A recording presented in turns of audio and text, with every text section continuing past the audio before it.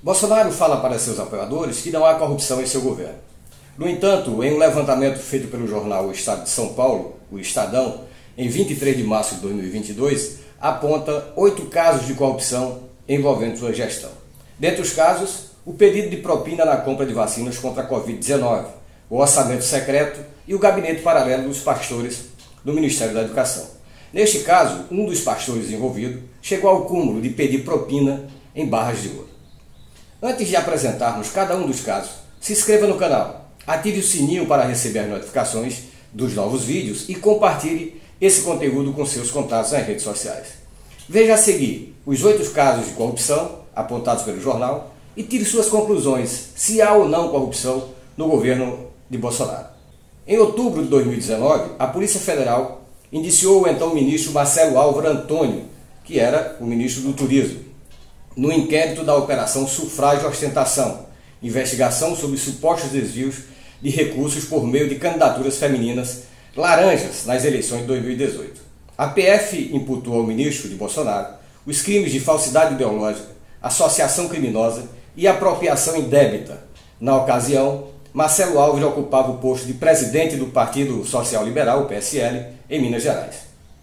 À época, Bolsonaro disse que pretendia manter o ministro no cargo e aguardar o desenrolar do processo.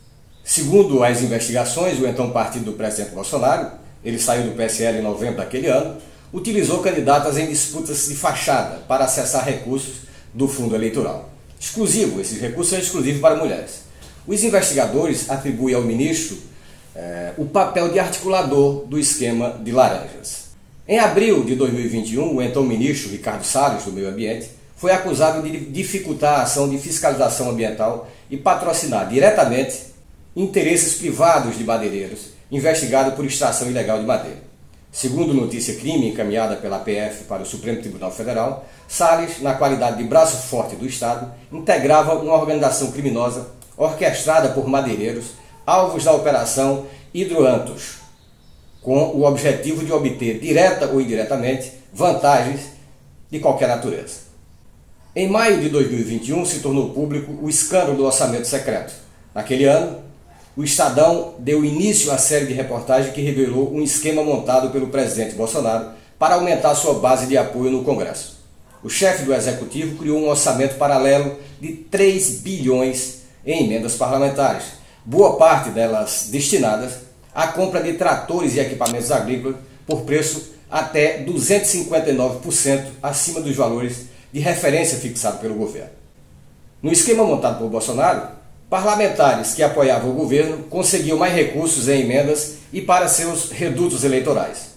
O caso virou alvo de investigação por parte da Controladoria Geral da União, a CGU, e do Tribunal de Contas da União, o TCU. Já rendeu também decisões do Supremo Tribunal Federal pedindo mais transparência na dotação das emendas.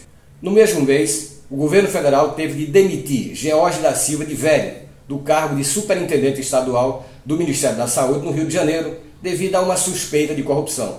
Ele, que é coronel do Exército, havia sido nomeado para o cargo pelo então ministro da Saúde, à época, general Eduardo Pazuello.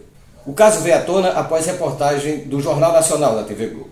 Segundo a emissora, de Velho assinou em novembro de 2020 contratos de 29 milhões com 2 empresas sem licitação para fazer reformas em prédios da pasta no Estado. As obras foram consideradas urgentes, por isso a licitação foi dispensada. Depois de assinados, os contratos foram anulados pela Advocacia Geral da União, que não constatou razão para a dispensa da licitação. Em junho de 2021, em plena pandemia e em meio à Comissão Parlamentar de Inquérito, a CPI da Covid, mais uma denúncia de corrupção foi desvelada na saúde. Documentos do Ministério das Relações Exteriores mostraram que o governo comprou a vacina indiana Covaxin por um preço 1000% maior que 6 meses antes era anunciado pela própria fabricante. Um telegrama sigiloso da Embaixada Brasileira em Nova Delhi, na Índia, de agosto de 2020, ao qual o Estadão teve acesso, informava que o imunizante produzido pela Bharat Biotech tinha o preço estimado em 100 rúpias, a moeda indiana, que equivalia na época a $1,34 a cada dose, claro. Em dezembro, outro comunicado diplomático dizia que o produto fabricado na Índia custaria menos do que uma garrafa de água. Em fevereiro de 2021, contudo, o Ministério da Saúde pagou 15 dólares por unidade, ou R$ 80,70 na cotação do dólar na época. A ordem para a aquisição da vacina partiu pessoalmente do presidente Jair Bolsonaro e a negociação durou somente cerca de 3 meses, um prazo bem mais curto que o de outros acordos. No inquérito aberto, junto ao STF para apurar os crimes, o próprio Bolsonaro é um dos investigados. Em junho de 2021, o ex-diretor do Departamento de Logística do Ministério da Saúde, Roberto Ferreira Dias, foi acusado de pedir propina para autorizar a compra de vacinas pelo governo.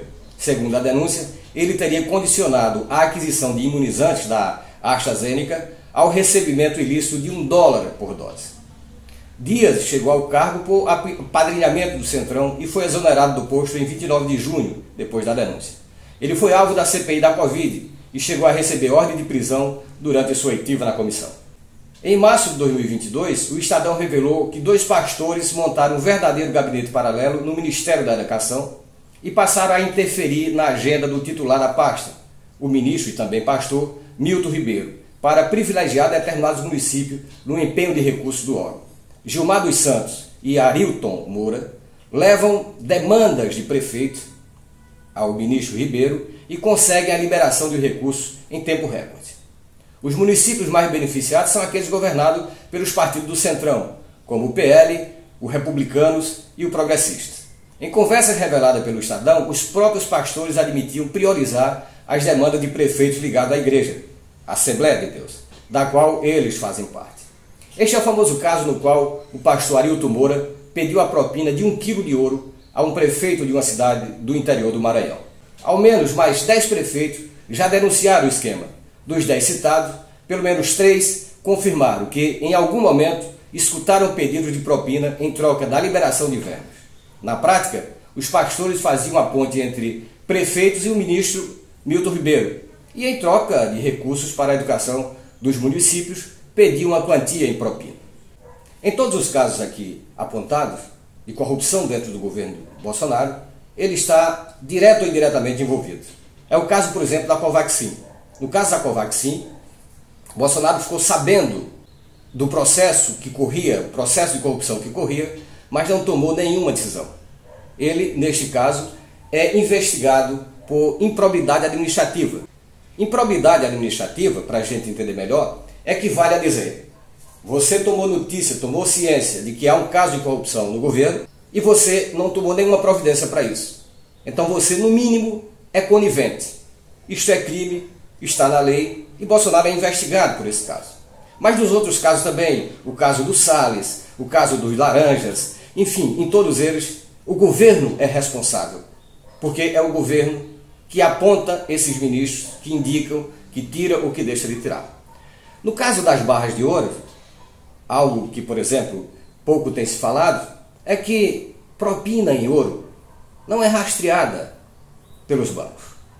Então, como disse, você tem elementos suficientes para tirar suas conclusões sobre se há ou não corrupção no governo Bolsonaro e qual, em que medida, ele é responsável por esta corrupção.